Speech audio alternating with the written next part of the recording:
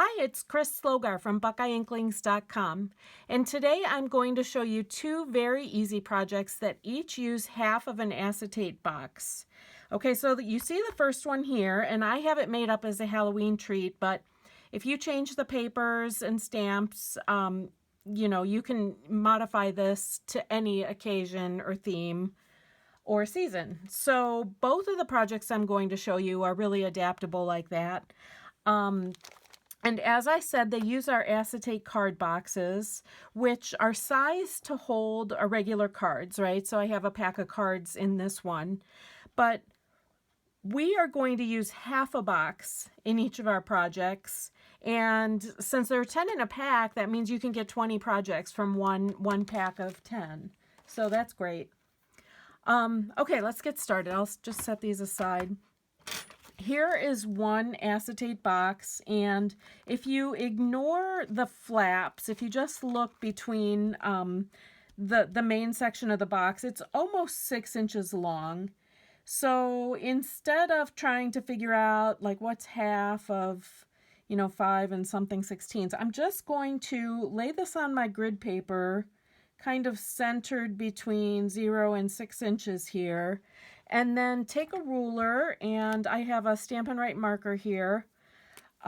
Just going to make a line down the middle with a straight edge. Okay, so this is, since I've centered this between 0 and 6, this is at 3 inches. Okay, so you just want to make a line, and then take some scissors that you really don't care about, okay, not your ribbon scissors, and don't use your trimmer for this, and cut along that line. It's not that hard to cut, but you don't want to try to, use any good cutting tool. Okay, and then that blue line that I have here, it just wipes right off. If you're making a lot, it might be helpful to have like a paper towel nearby to wipe those.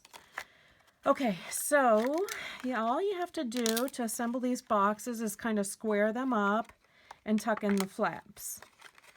And for this Halloween treat that we're starting with, I have a piece of designer paper that will line the inside back of the box, see it's on the inside, and create a flap to the front of the box. All right, so that designer paper measures 4 3/8. Okay, 4 3/8 is the width of the box, and it's 5 inches long, and we're going to score it at 2 7/8 and 3 1/2. Okay, now keep in mind, if you have a directional pattern as I do, I want the ghosts are going to be the inside of the box, and I want that wider side, the 2 7/8. I have to pay attention to making that go the direction I want it to go in the box. All right, so just keep that in mind as you score. And then can burnish those score lines.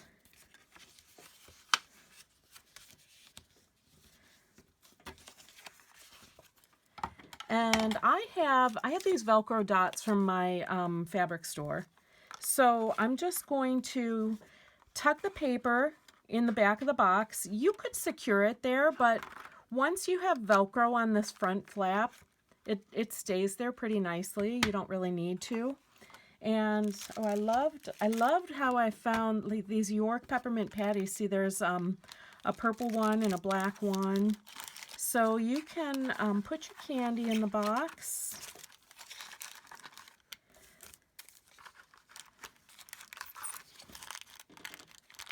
And then to make the closure, I like to take the loop side of the Velcro, and I stick a whole circle to the hook side. Now, I usually don't use a whole circle, one because I want to conserve, but also if you use a whole circle of Velcro, it's pretty hard to open. It's a little too much Velcro. So I attach a front to a back, and I cut it in half, and then I pick up that whole 2-piece half. Oops, stuck to that one. And I'm just going to put the hook side on the inside of the flap that I've created. And then get this all squared up and press that front down. And when you open it, just give these each a really hard squeeze so that it will stay. The adhesive will adhere well to the surfaces. Let's see, I just have to decorate these. I already made up from the set Spooky Sweets. One of the greetings, no tricks, just treats, punched on a 1 1/4 inch circle.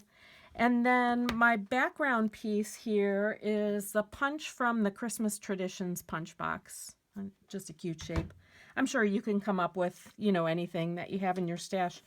And then I've used the bats and the bat punch already to punch my bats. So take some black twine, well, almost out. And I'm just going to make like a little swoosh of twine here. And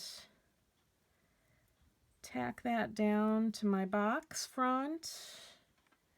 Let's see, just get a couple of glue dots down there.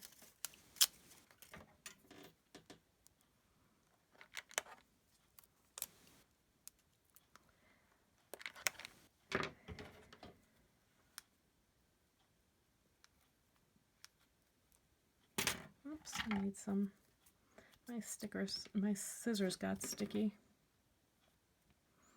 Okay, so I'll just tack that down, and then a couple of dimensionals. Just kind of spread that out.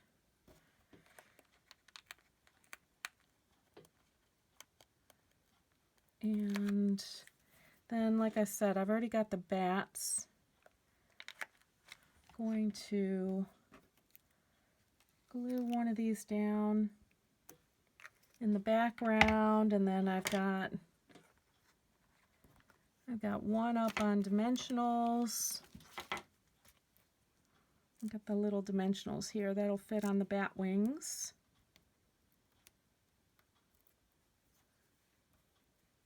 And these are fun. You can get really creative to decorate these. Glue dot and my third bat, and I'm done. So, right, so easy. And of course, I'm sure you're thinking of all different like holiday and different themes that you can do. All right, so that is idea one. These big Kit Kat bars fit nice in there too. They're the 1.5 ounce Kit Kat bars. All right, my second project, which we're going to use the other half of the box, is totally different. It's this little get well gift, sort of a treat for someone who might need tissues and tea. Okay, so these I found at Target, really great little size that fit the half box quite well. So if you have other things that you want to put in the box, you can cut the box at different heights. It's just really convenient to do the half height because you can make two from each box. All right, so what I'm going to do, I've got my other half a box here. I'm going to build that up. Put the flaps together and get my treats, in this case, the tissues. Tuck them down in there. The nice thing about this being a little bit overstuffed, kind of holds this. I did not put Velcro on to hold it, but it kind of holds that on because of the stuffing of the contents here. Okay, so I'm going to now just create this box top. And again, I'll need my scoring tool. I have a piece of designer paper that measures 7.5 by 3 3/4, and I'm basically scoring it 1/2 inch from each edge. Okay, so on the 7.5 side, we're scoring at 1.5 and 6. And then on the 3 3/4 side, again, starting at 1.5 and then 2 1/4. All right, and you're going to burnish this on all of those score lines.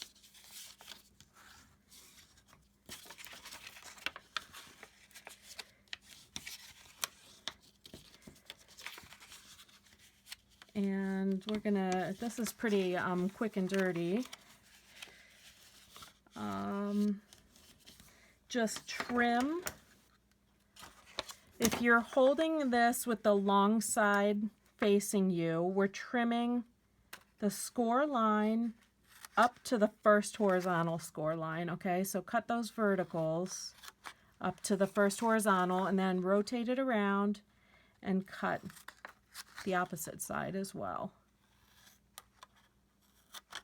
Now, if anything, it might help to narrow these tabs down just a bit on the ends, because those will tuck under the long sides. So if you're narrowing, just narrow out of this end tab section. That might make it easier for you to put those tabs in place. But then I'm just going to add adhesive on the outside of each of those score lines. Okay, so on that tab section, and then carefully true these up into a nice box corner. Okay, on all 4 of these. Whoopsie.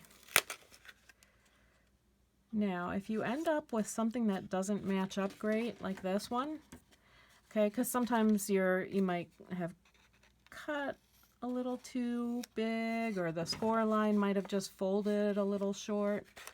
Just trim that off. No one's going to know the difference. And once you have all 4 in place, okay, see that one ended up a little bit big too. Just going to trim that to make it a little neater and put that on the back side. All right, what did I do with my... All right, here's the tissues and the tea, and you'll see this will just fit around that. So that's sort of an overstuffed box, and that'll hold this top in place. Okay, and I've taken this beautiful petal pink. I made my flower petal pink. This stamp set is Healing Hugs, okay, and I love that Get Well sentiment.